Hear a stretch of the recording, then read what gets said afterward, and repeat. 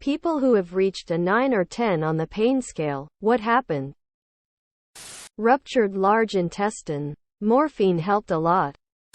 Bacterial meningitis. My brain felt like a contained explosion that was trapped reverberating in my skull, but it wanted out and constantly let me know about it. Had a CAT scan at 36. They gave me IV contrast fluid. Told me I might feel like I had to pee. No big deal. Make sure to hold still. Put me in the machine. Within a minute I started feeling warm. As they started the scan I started breathing heavily.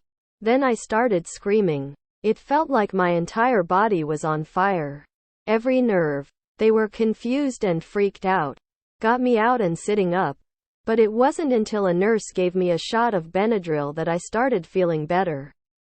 Turns out I had a full-body internal allergic reaction to the contrast media, which contained iodine. Never happened before. Worst feeling of my life.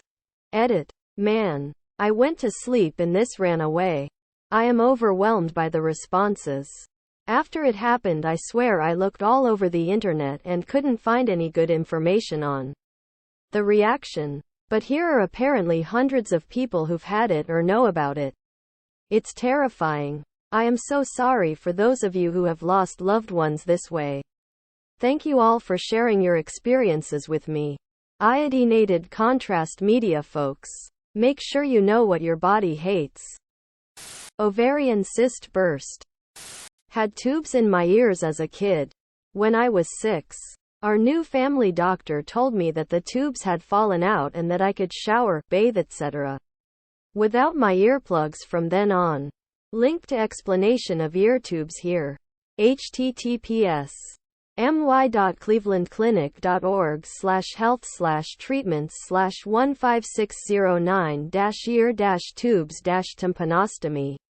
Mom was skeptical, so she just washed my hair in the sink that night. Just to make sure everything was okay. Everything was not okay. I woke up in the middle of the night screaming bloody murder because it felt like someone had stabbed me in the head with 1,000 knives, then set them on fire. Mom rushed me to the hospital, where I had to have emergency surgery to remove the tubes that were very much still in my ears. Thanks to Dr. Dipshit, I had gotten water behind my eardrums, which had rapidly become severely infected. Thank God my mom has always been one to err on the side of caution and didn't let me have a full shower or a bath that night, or it could have potentially killed me. Severe infections near the brain aren't ideal. I'm 34 now and I still remember that pain vividly. I have thankfully been exceedingly lucky in not gravely injuring myself. However, the most egregious amount of pain I've ever been in was getting stung by a stingray. Wasn't paying attention and moving quickly through shallow ocean and felt a slice. I thought I'd stepped on glass, but by the time I got out of the water the pain was so intense I couldn't even think. Felt like someone put my foot in a blender. I got treated quickly and thankfully did not go through the peak of it. For future reference, submerge affected area in the hottest water you can stand without burning yourself. What are some terrifying human body facts? IDKY, but I find it kind of freaky that the heart never stops pumping. Like from the moment we're born to the moment we die. It's just a constant movement. I noticed this after my abdominal surgery. When I turned over in bed, my guts seemed to fall from one side to the other. Mentioned to my doc and she confirmed it was my bowels rearranging themselves. You can have a stroke and not even know it unless you have a brain scan. Lots of little mini strokes you don't even know about till boom, one kills you. You can get an aneurysm at any time no matter how healthy you are. Locked-in syndrome is a thing. The affected person is fully aware and unable to move anything except their eyes. Unless they get total locked-in syndrome, which paralyzes the eyes too. Tumors can have hair and teeth. I think I've worked for a couple of them. What is something that used to be affordable 10 years ago but now is criminally overpriced? Wings. Used to be deals at almost every restaurant where you could buy as many as you wanted at 50 cents per wing. Now it's around $15 for just 8 wings at even shitty brewpubs. Going out to eat. I got cheap Chinese takeout for 2 last night. Cost over $50. That explains why I just don't go out anymore except once every few months. I don't know how people afford to do it regularly. Concert tickets. Food. I recently told my dog if she wants to keep eating, she is going to have to get a job. Second-hand items. Resellers came and jacked that shit up. I got a 3-piece combo at KFC tonight. $15. Who is one actor or actress that had an amazing American accent and you were surprised they were not American? Christian Bale. Toni Collette. I'm always surprised. Idris Elba and Tom Holland come to mind. Hearing Christian Bale in Ford vs Ferrari and me wondering what the fuck is this man doing with a cartoon Brit accent. Then looking it up and many people insisting that's close to his real accent. Melanie Lynskey. I seriously couldn't believe she was from New Zealand and went straight to YouTube to hear her original accent. She embodies her American characters so well. Especially in I Don't Feel at Home in This World Anymore. Charlize Theron. A South African girl who deliberately developed an American accent and now can't even pronounce her own surname properly anymore. https www.youtube.com/shorts/uxamerm. https www.youtube.com/shorts/uxamerm.